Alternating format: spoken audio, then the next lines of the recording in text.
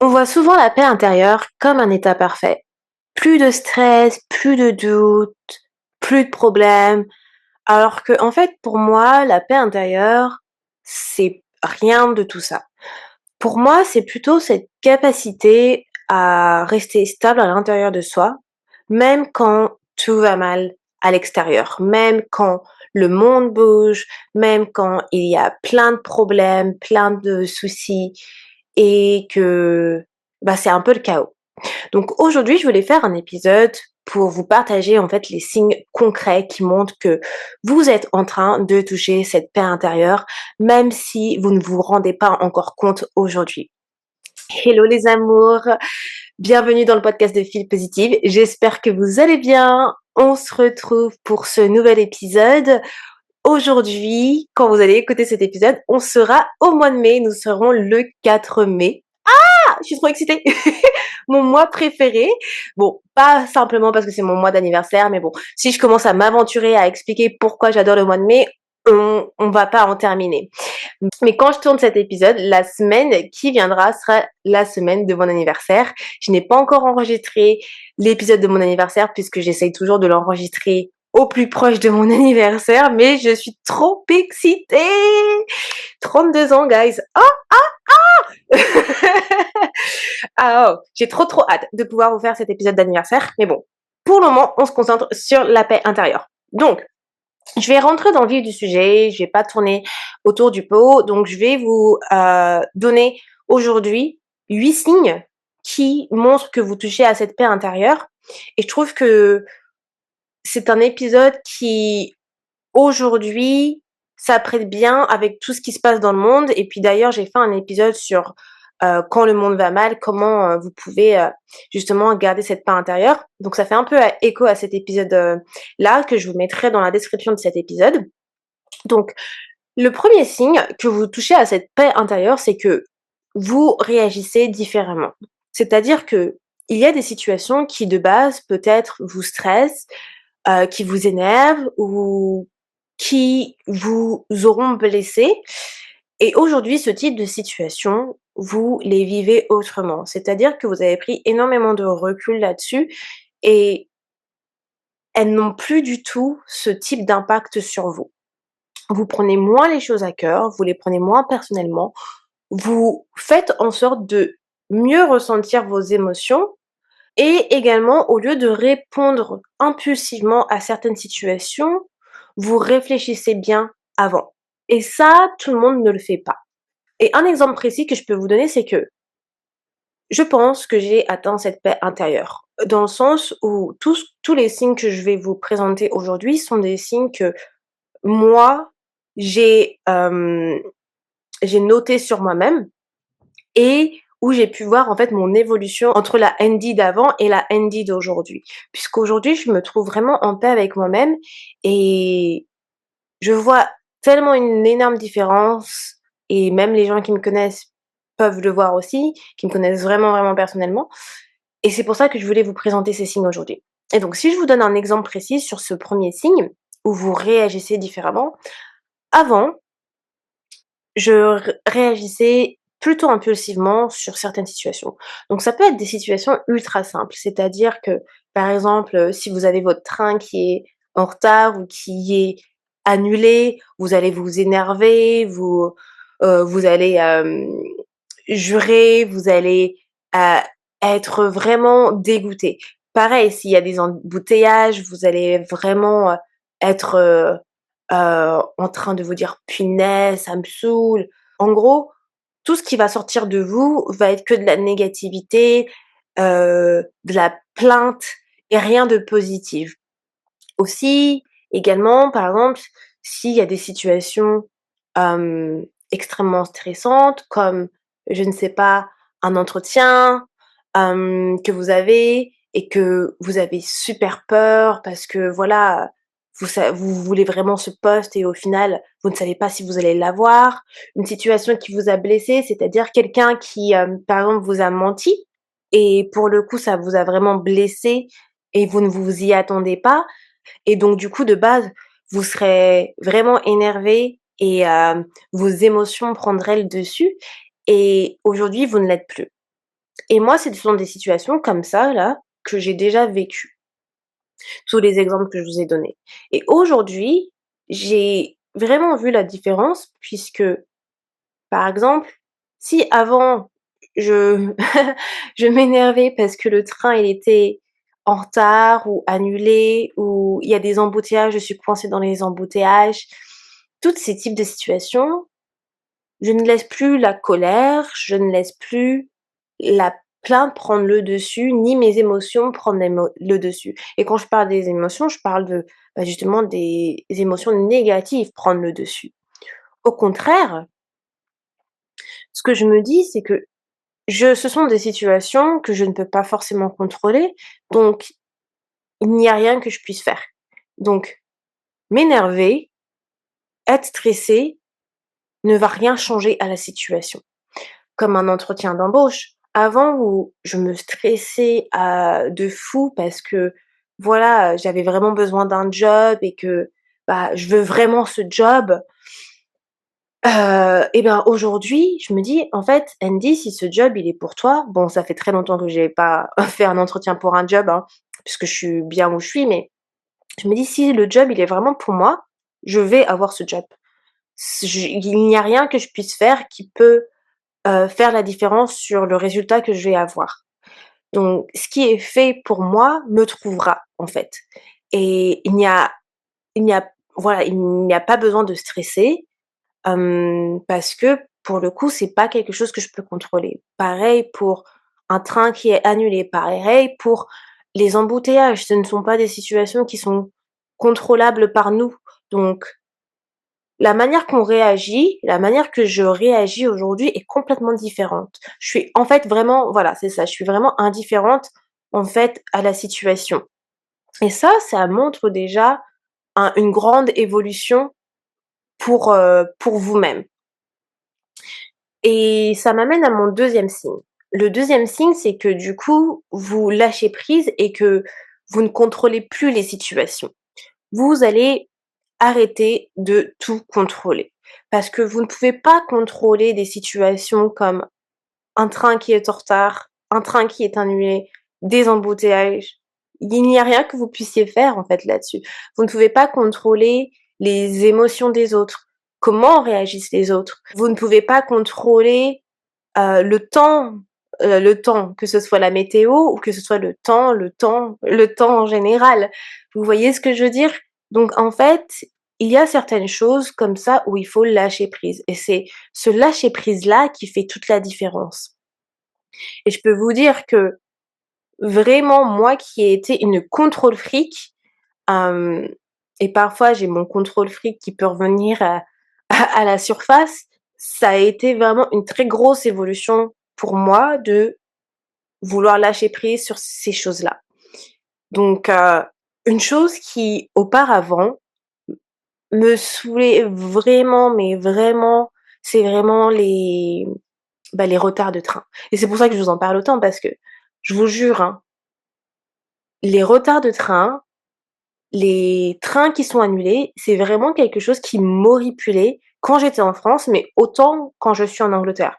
Je trouve qu'en Angleterre, le service ferroviaire est meilleur qu'en France, mais voilà, on est toujours, il y a toujours des trains qui peuvent être en retard et des trains qui sont annulés. Ça, je pense que c'est à peu près partout, à part au Japon. Je crois qu'ils ont vraiment une culture où là-dessus, ils sont vraiment en top notch.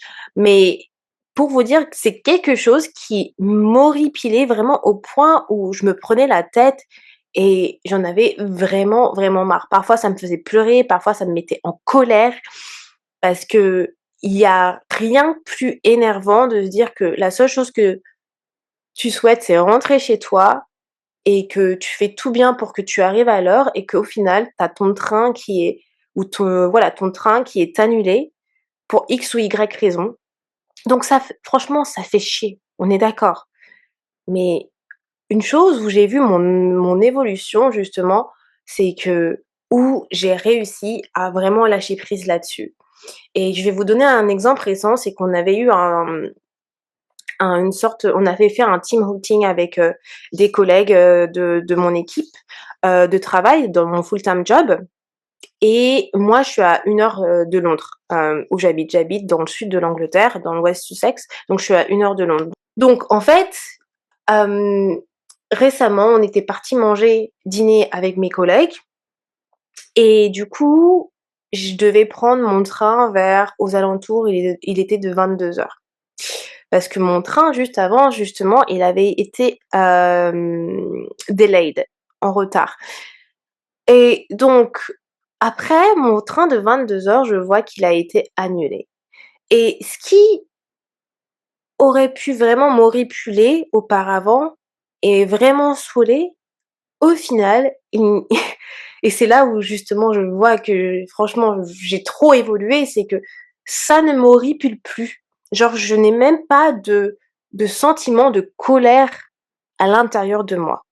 Et je n'ai même pas ces sentiments de colère, je n'ai même pas ce sentiment de ouais, il y a rien de négatif par rapport à cela. Ma réaction, c'est plus: «Ah mon train il est annulé, OK, je vais essayer de trouver une solution». Et ça, c'est quelque chose qui auparavant ne serait jamais arrivé. Et quand je vous dis auparavant, c'est vraiment, avant que je commence mon cheminement personnel. Parce que ça fait maintenant un bon moment où justement, j'ai lâché prise sur ça. Et c'est fou parce que je suis arrivée chez moi assez tard et ça, c'est quelque chose qui m'énervait vraiment de fou, avant, et aujourd'hui, ce n'est plus le cas. Parce que ce n'est pas quelque chose que je peux contrôler. Je me suis dit: «Bah, en fait, mon train il est annulé, qu'est-ce que je peux faire? Rien du tout.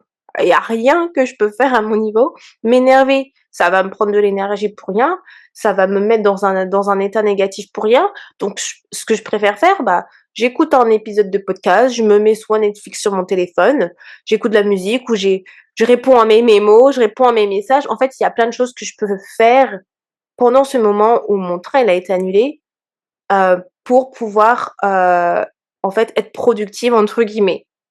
Donc du coup, vous ne pouvez pas contrôler certaines situations et il est important de lâcher prise.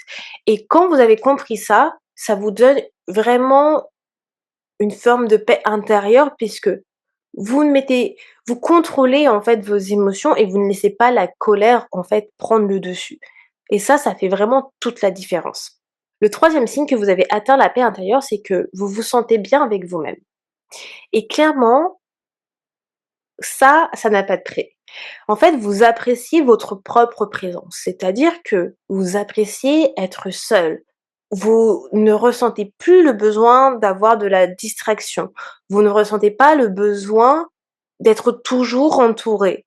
Vous êtes vraiment aligné avec qui vous êtes. Et ça, c'est un signe vraiment incroyable que vous avez atteint cette paix intérieure. Pour ma part, j'ai ressenti cela, c'est quand j'ai vraiment compris que j'adore ma solitude. C'est un truc de fou, c'est que je ne ressens pas ce besoin d'être toujours entourée. Ça, et je l'ai déjà dit à plusieurs reprises, quand je suis trop entourée, c'est overwhelming pour moi et j'aime ma solitude. J'aime être chez moi, solo, et me dire que je peux travailler sur mes objectifs, me dire que je peux passer du moment pour moi, je fais mes petits moments self-care et que je suis en mode cocooning. Où j'ai pas besoin en fait d'être toujours entourée, d'être toujours en mode sortie, sortie sur sortie, et comprendre cela, ça fait une différence. Pourquoi? Parce que quand vous vous dites que vous avez toujours ce besoin d'être entouré des autres, ça cache quelque chose que vous n'avez pas encore guéri. Par exemple, peut-être que, le fait est que vous avez toujours besoin d'être entouré, c'est que vous avez cette peur de la solitude d'une, peut-être que vous avez une blessure d'abandon et que se sentir entouré vous rassure. En fait, il y a plein de choses qui peuvent dire sur le fait est que vous souhaitez être entouré et pas être solo.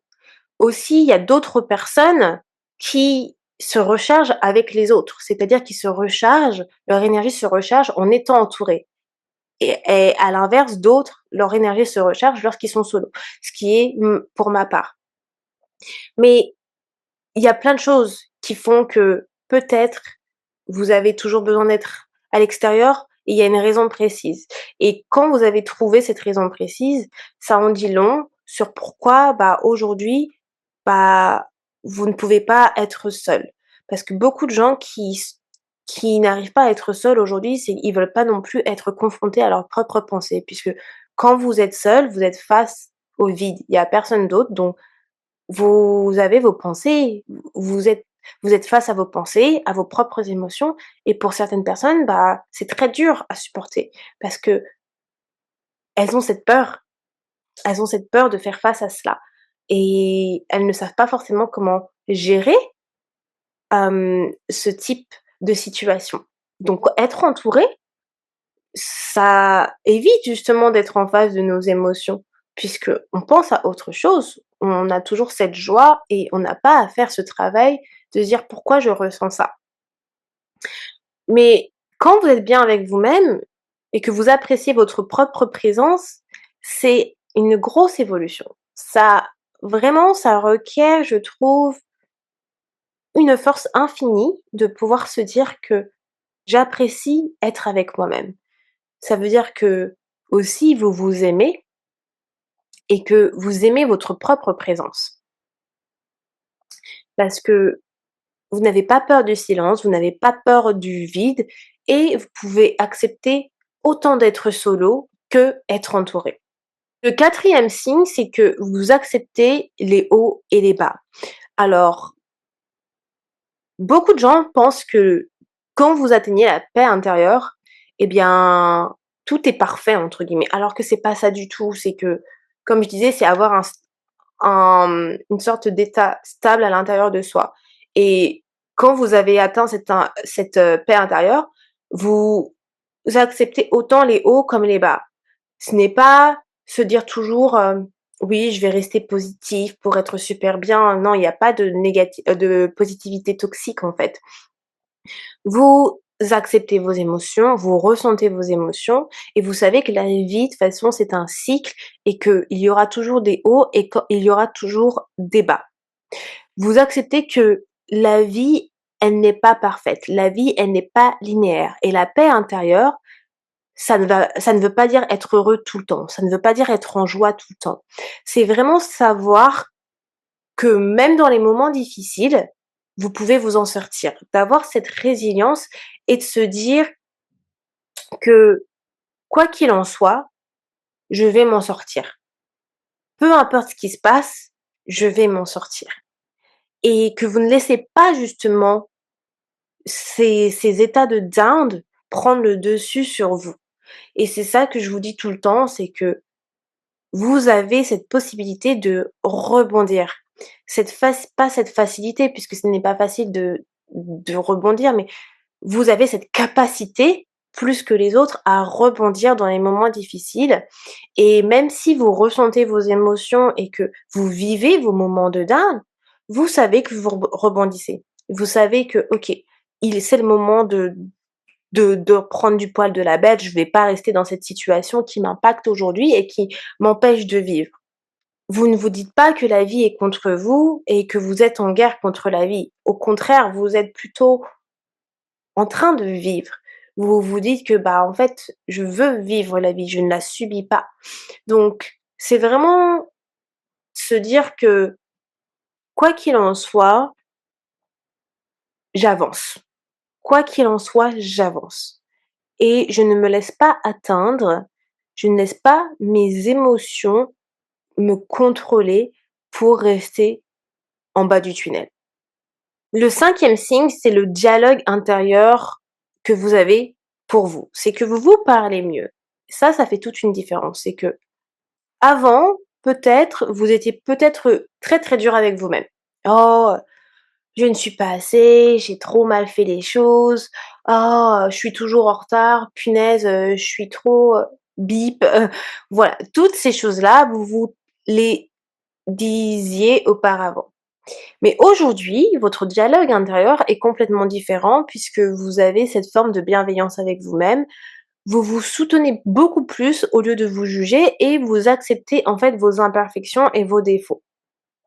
Et la paix intérieure, elle va commencer quand vous allez vous traiter mieux au quotidien et quand vous allez comprendre que vous êtes parfaitement imparfait. Et ça, c'est aussi important parce que c'est ce que je disais tout à l'heure, que quand vous acceptez votre présence, vous vous acceptez tel que vous êtes, vous vous aimez. Donc, vous avez ce self-love pour vous. C'est que vous savez que vous n'êtes pas parfaite et que vous blâmer ne vous soutient pas dans votre évolution. On a tous fait cette erreur de et encore aujourd'hui, hein, on fait tous cette erreur de parfois de se dire, vraiment des petites remarques qui, on dirait, ne font pas de dommages, mais clairement, au fur et à mesure, des petites remarques par-ci, par-là qu'on se fait à soi-même, et ben, ça reste dans notre subconscient. Juste quand vous pouvez vous dire: «Punaise, je suis trop conne, je suis trop débile» et vous vous le dites. Peut-être vous vous dites: «Oh c'est bon, je l'ai dit qu'une seule fois aujourd'hui», mais rien que ça, à force, vous allez le répéter, répéter, répéter, répéter et votre subconscient va garder cette information que ouais, vous êtes débile. Donc c'est des petits détails, où il faut changer son langage au fur et à mesure et ça prend du temps. Mais en ayant les bonnes habitudes et ben, on commence à avoir une meilleure bienveillance envers soi-même et ça, quand vous commencez à vous accepter, à être plus bienveillant avec vous-même, à mieux vous parler, vous allez voir une différence aussi dans la manière que vous évoluez. Puisque quand vous allez, par exemple, aborder un travail, un nouveau travail, une nouvelle tâche, vous allez être beaucoup plus dans l'évolution et dans le growth mindset. Donc vous allez vous dire: «Bon, je suis capable au final de faire ça». Par exemple, au lieu de vous dire: «Punaise, je vais jamais réussir à faire ça, je suis trop bête, j'ai raté». En fait, vous allez avoir un dialogue beaucoup plus différent entre vous et vous dire: «Je suis capable de le faire. Ça va me prendre du temps, mais je vais réussir, à le faire. Même si j'échoue aujourd'hui, demain sera la bonne». En fait, votre dialogue intérieur, vous allez toujours avoir un growth mindset à chaque fois que vous allez aborder quelque chose de nouveau. Ce qui d'une permet d'augmenter votre estime de soi, mais de 2 d'augmenter aussi votre confiance en vous-même parallèlement. Le signe numéro 6, c'est que vous ne vous plaignez plus et vous vous éloignez des gossips et des dramas. Alors, quand je vous parle des gossips et des dramas, je vous parle pas des trucs de célébrités ou quoi que ce soit, hein. Si vous aimez les gossips de célébrités, fine, vous faites ce que vous voulez. Mais je parle plutôt tout ce qui est, dramas familiaux, gossip amicaux, tous ces genres de choses. Gossip entre collègues, drama entre collègues, je parle de cet environnement-là et quand vous vous éloignez de ça, ça montre déjà que vous avez dépassé un level. Ça montre que ça ne vous intéresse plus, que ça ne vous nourrit plus et que votre âme n'est plus intéressée par ce genre de choses. Puisque vous avez passé un level en fait. Vous avez passé vraiment un step qui est complètement différent. Et ça, je l'ai vu par moi-même, c'est que avant, quand j'étais beaucoup plus jeune dans ma vingtaine, bah clairement, les dramas de entre collègues et cetera: «Oh qu'est-ce qui s'est passé?» ou même quand mes copines, elles me racontaient des dramas de leurs propres copines ou autres, bah ça m'intéressait. Alors qu'aujourd'hui, je suis totalement différente, genre, carrément quand on me parle de ça, je passe à autre chose. Genre je vais clôturer la conversation pour montrer que, bah, ça m'intéresse pas et c'est surtout que, voilà, ça me nourrit pas, genre j'ai pas envie de savoir. Ça m'intéresse pas. Pareil pour les gossips de en dans votre boîte, dans votre entreprise. Genre, je suis pas intéressée, genre, s'il y a des collègues qui gossipent, franchement, je préfère partir. Ça m'intéresse pas. Je trouve, que c'est plus du tout, bah, une sorte de c'est plus du tout, en fait, dans mon mood, tout simplement et je vois pas forcément l'utilité, genre, je veux juste faire mon taf et puis voilà, basta. Et le fait est que vous allez plus vous plaindre, ça, c'est quelque chose qui, selon moi, est la crème de la crème. Dans le sens où se plaindre n'arrange jamais rien. Parfois, ça fait du bien d'avoir vraiment de vraiment, comme on dit, en anglais, de vent on something. Mais clairement, c'est plus l'ego qui prend le dessus quand vous allez vous plaindre et ce n'est pas forcément quelque chose de positif quand c'est l'ego qui prend le dessus. Parce qu'au final, quand vous vous plaignez d'une situation. OK. Après, vous allez vous dire: «Oui, je me sens bien». D'accord, mais est-ce que ça change quelque chose à la situation? Non. D'une, peut-être que ça met mal à l'aise la personne qui est en face de vous, à qui vous vous êtes plaint.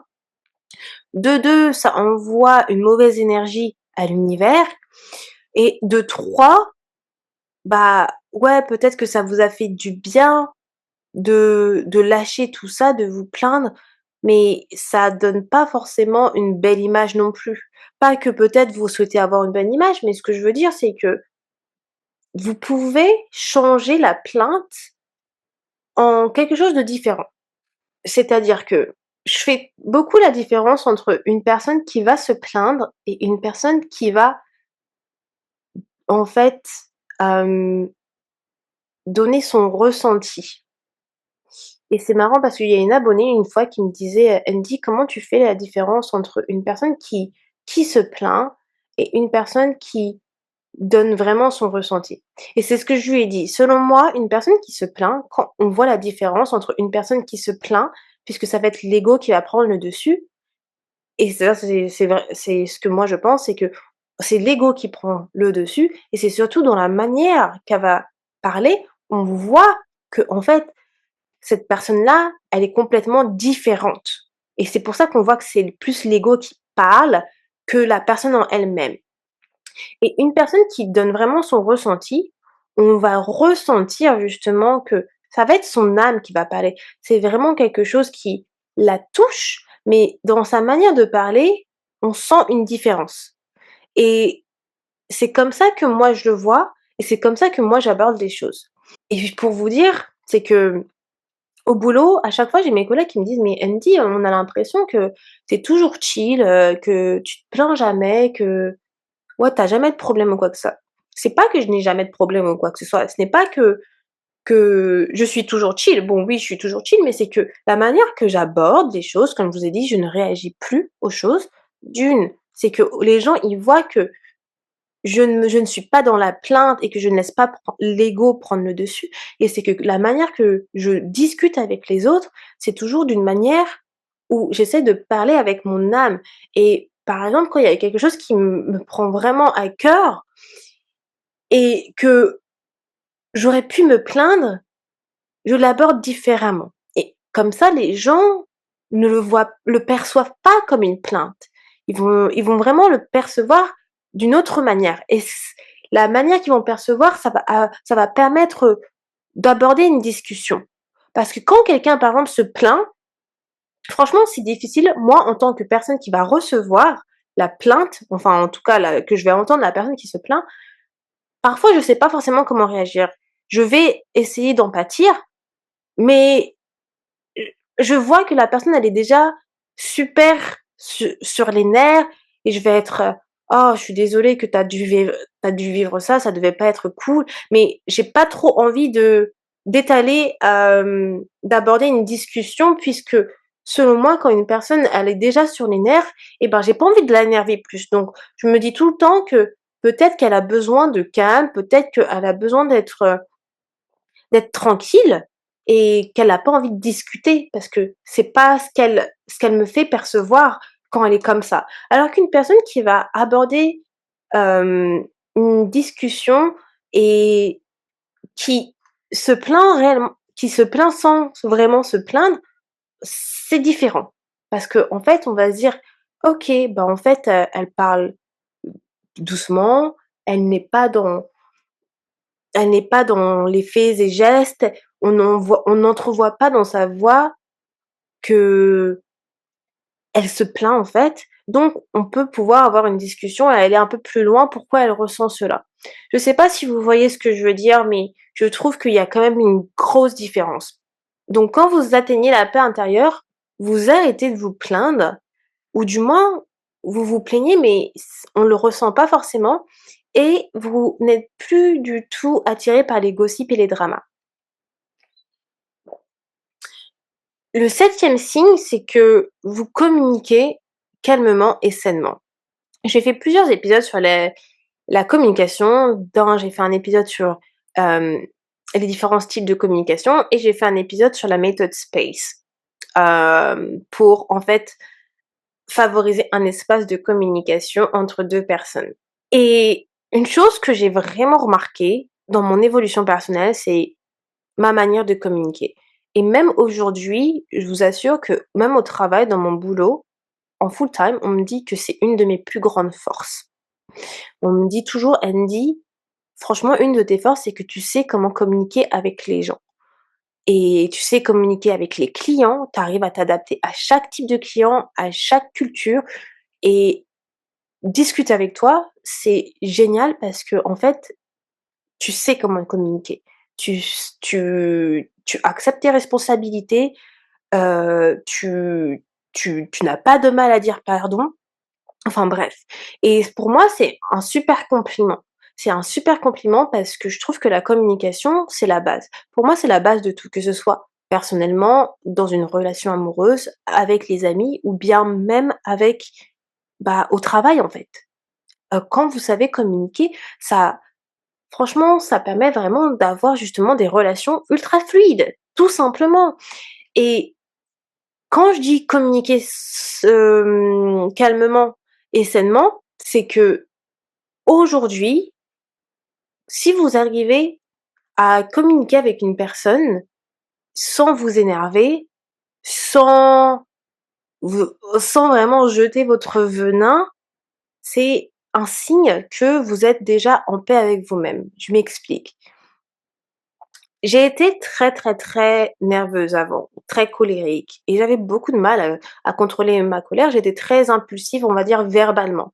C'est-à-dire que je pouvais vraiment dire des choses que je ne pensais pas très rapidement et ça, c'était il y a bien avant et j'ai beaucoup travaillé là-dessus. D'une, j'ai travaillé sur ma colère, sur comment, maîtriser ma colère et ça, je trouve ça très, très important parce que je trouve que les personnes en face de nous ne méritent pas qu'on leur jette notre venin, notre impulsivité comme ça.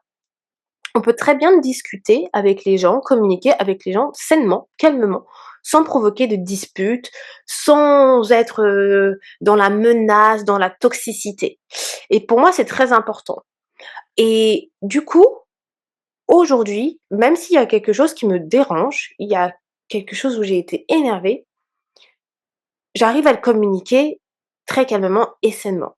C'est-à-dire que j'arrive à dire ce que je ressens, j'arrive à communiquer, ce qui m'a fait du mal et j'arrive à communiquer ce que j'aurais préféré que la personne fasse et je peux le faire très, très calmement, sans m'énerver parce que je suis plus dans cet énervement.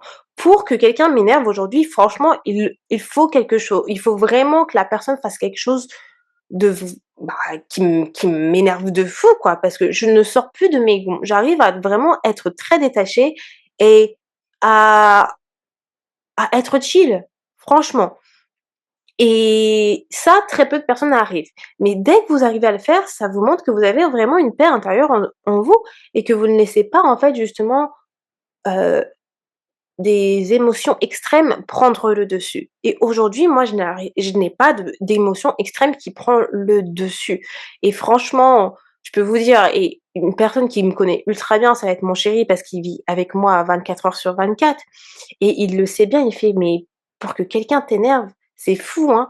Parce que même entre nous, en fait, je vous le dis tout le temps avec Jay, on a une des règles, c'est que quand on parle et qu'il y a quelque chose qui nous dérange, on n'ose pas la voir. C'est une de nos règles et c'est que on va pas s'énerver et créer cet environnement toxique dans notre communication. C'est vraiment une règle qui a toujours bien fonctionné pour nous et dès qu'en fait, il y en a un qui commence à vraiment lever le ton, en mode, supériorité, c'est quelque chose qu'on n'aime pas en fait et qu'on dit: Voilà, si tu commences, c'est mort. En fait, on se parle d'ici quel 30 minutes pour que tu te calmes». Et ça a toujours fonctionné comme ça pour nous. Chacun a ses règles dans son couple, mais en tout cas, nous, dans notre couple, c'est comme ça qu'on fait les choses. Et rien que ça, c'est un espace de communication qu'on a favorisé pour mieux communiquer entre nous. Mais à partir du moment où vous réussissez à parler calmement à l'autre et que même quand l'autre commence à s'exciter ou à s'énerver, vous avez toujours une posture où vous êtes calme, ça c'est un win de malade. Je peux vous dire que c'est un win de malade puisque c'est très déconcertant pour la personne qui est en face de vous. Puisque la personne en face de vous, elle va commencer à s'exciter et être toujours dans cet énervement intérieur et elle ne va pas comprendre comment vous restez aussi calme. Et je sais pas si vous avez été dans cette situation où vous êtes en face de personnes qui vont faire exprès et essayer de vous énerver. Elles vont croire que parce qu'elles sont énervées, que vous allez vous énerver. Et que, en fait, non, vous restez toujours aussi calme. C'est très déconcertant pour ce genre de personnes. Parce que elles ont toujours été face à des gens qui, qui s'énervent, qui s'énervent en retour, en fait. Qui, qui vont être en colère et qui vont commencer à dire des gros mots, etc. Et elles ont jamais été dans un environnement où, oh, en fait, cette personne, elle reste calme aussi, puisque elles ont toujours été dans un environnement où, si je crie, quelqu'un d'autre va crier. Et quand vous avez quelqu'un en face de vous qui ne crie pas, qui reste toujours calme malgré que vous criez, c'est très déconcertant. Votre cerveau ne comprend pas, en fait. Il ne comprend pas. Et donc, du coup, ouh, peut-être que ça va calmer la personne qui est en face de vous. Dans Dans certaines situations, la personne en face de vous commence à se calmer parce que, justement, elle ne comprend pas cette situation-là et elle va se dire: «Bon, en fait, si la personne en face de moi, elle est calme, je vois pas pourquoi je m'excite». Donc vous allez avoir 2 écoles ici. Donc c'est soit la personne effectivement elle va se calmer en retour ou soit, elle va elle va être encore beaucoup plus, dans l'excès, quoi. Mais voilà, communiquer calmement et sainement est aussi un des signes qui montrent qu'aujourd'hui, vous avez atteint la paix intérieure. Et mon dernier signe pour vous, c'est que vous arrivez à pardonner sans oublier. Mmh. Qu'est-ce que ça veut dire? Ça veut dire que vous arrivez à pardonner aux autres sans vous dire que vous avez oublié ce qui s'est passé ou que vous devez rester dans la vie de la personne. Pardonner, c'est une étape extrêmement importante du développement personnel et c'est très, très dur aussi de le faire. Franchement, j'ai fait un épisode sur le pardon que je vais vous mettre en description, mais le pardon, il y a différentes phases et c'est surtout que parfois on peut pardonner partiellement et pas totalement. Et aujourd'hui, peut-être que vous aviez pardonné quelqu'un il y a très longtemps, mais c'était partiellement et aujourd'hui vous l'avez pardonné complètement. Et parfois, on pense avoir pardonné quelqu'un et en fait, il s'avère qu'il y a toujours une sorte de rancœur aujourd'hui. Mais la paix intérieure, d'ailleurs sur mon épisode du pardon, je crois que ça s'appelle, heu, «Pardonner pour la paix intérieure» ou un truc comme ça. Quand vous pardonnez, je peux vous dire que c'est un des signes ultra importants pour votre paix intérieure. Je peux vous dire, c'est incroyable. Hem, il y a tellement de rancœur que j'avais moi, quand j'étais plus jeune, parce que j'avais trop de rancœur envers certaines personnes, parce que je n'arrivais pas à pardonner et j'étais super rancunière, mais je peux vous dire, laissez tomber, un vrai taureau pour le coup, j'ai été extrêmement rancunière et j'ai fait tout ce cheminement personnel sur, le pardon. Je vous explique tout ce que j'ai fait justement dans mon épisode du pardon, donc je vais pas m'étaler là-dessus et dès que j'ai fait ce cheminement, j'avais déjà eu ce déclic où je ressentais un soulagement en moi. Je le ressentais vraiment à l'intérieur de moi. C'est que quand vous avez cette rancœur, vous avez une sorte, je sais pas moi, ce que je ressentais, c'était comme si j'avais une lourdeur dans mon cœur et dès que j'ai réussi à pardonner certaines personnes, cette lourdeur, c'est comme si que boum, elle s'était enfuie, elle s'était drop en fait et ça, ça m'a permis d'évoluer encore plus dans le sens où aujourd'hui, je sais que pardonner, ça ne veut pas dire que j'oublie la situation. Ça ne veut pas dire que la personne, je dois la garder dans ma vie. Ça veut dire simplement que je pardonne parce que je veux avancer. Je pardonne parce que ça me permet de ne plus avoir de rancœur, de ne plus avoir de rage et de me sentir bien, de ne plus laisser cette situation m'impacter. Et ça fait toute la différence. Parce que quand vous gardez justement de la rancœur, que vous laissez une situation vous impacter, ça vous empêche d'avancer dans votre vie. Parce qu'à chaque fois que vous allez penser à telle personne ou à telle situation, vous allez avoir cette rage. Et c'est pour ça que dans mon épisode de pardon, je vous fais référence à la Reina del Flow parce que c'est exactement le message, la morale de la saison 2. Et je vous en parle justement dans l'épisode. Donc, clairement, à partir du moment où vous savez que vous arrivez à pardonner sans vous oublier, vous avez atteint aussi cette paix intérieure. Donc voilà pour cet épisode, les amours. Si vous vous êtes reconnus dans certaines de ces signes, c'est que vous avez atteint un minimum de la paix intérieure et que vous êtes sur la bonne voie pour pouvoir l'atteindre complètement. Et peut-être que vous êtes loin de l'atteindre complètement aujourd'hui, mais c'est un chemin. Vous êtes en train d'évoluer et vous êtes sur le bon chemin pour atteindre cette paix intérieure. Et si moi je l'ai fait, vous pouvez le faire.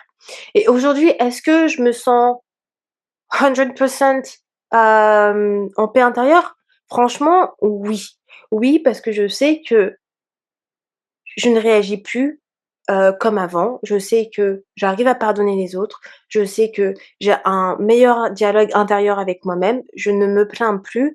Je suis pas attirée, par les gossips, les dramas. J'adore, hem, ma solitude. Je me sens alignée avec moi-même, avec qui je suis. Je m'aime comme je suis et il y a tellement d'autres signes encore qui prouvent que vous avez atteint cette paix intérieure que je pourrais vous dire, mais bon, sinon ça va trop durer longtemps cet épisode, mais franchement, vous êtes en chemin. Ça prend du temps, mais soyez bienveillant avec vous-même et ne vous précipitez pas parce que justement, appréciez ce chemin de cette évolution. Rien qu'encore aujourd'hui de faire cet épisode et de vous dire: «Oh, j'étais comme ça avant et maintenant que je suis comme ça aujourd'hui», ça me fait ultra plaisir parce que clairement, je vous assure, la Andy d'avant, elle est complètement différente et je vous le dis tout le temps, mais vraiment, i vraiment. Donc voilà, soyez kind avec vous-même, prenez le temps de faire ce cheminement, prenez le temps de faire ces phases d'introspection, écoutez, voilà, autant d'épisodes de podcast que j'ai pu faire auparavant, qui peuvent vous aider dans vos cheminements personnels et je vous assure que à chaque fois que vous voyez une petite victoire d'une évolution personnelle, célébrez-la déjà. Célébrez-la, regardez-la avec satisfaction, avec, fierté, car clairement ça permet d'avoir de meilleures énergies, d'être, d'augmenter votre estime personnelle, de votre confiance en vous-même pour pouvoir atteindre certaines choses et tout simplement ça fait plaisir. Donc voilà. Voilà les amours, moi je vous retrouve la semaine prochaine pour un nouvel épisode de Fil Positive. Ce ne sera pas l'épisode pour mon anniversaire puisque ce sera pas encore mon anniversaire, mais dans 2 semaines je ferai l'épisode de mon anniversaire. Voilà, donc à la semaine prochaine. Ciao!